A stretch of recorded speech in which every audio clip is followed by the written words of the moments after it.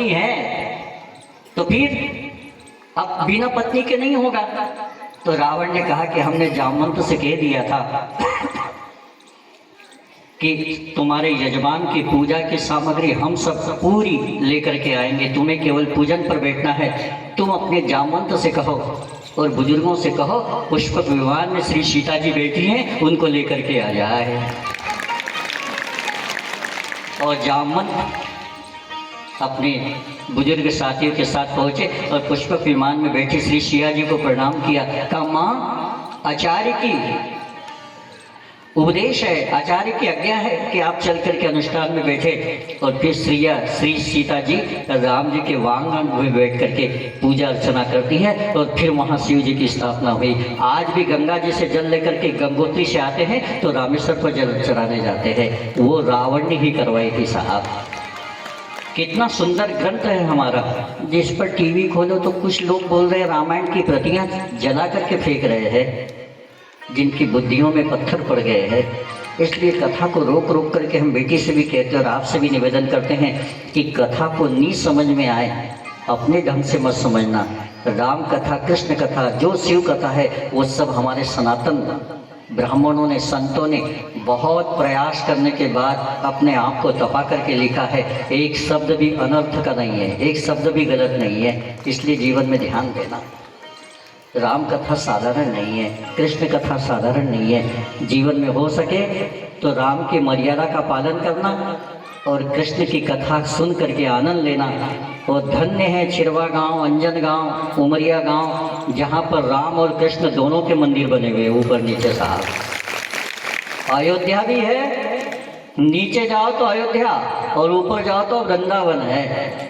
जहाँ जाना हो वहाँ जाना, लेकिन नियम बना लेना कि रोज मैं दर्शन करने जाऊँ, रोज मैं दर्शन करने जाऊँ, रोज मैं दर्शन करने जाऊँ। और निवेदन ये भी लगा देना कि जिस दिन मुझसे आते न बने, हे गोविंद तू मेरे दर्शन करने के लिए आ जाना, जिस दिन मैं ना आ सकूँ।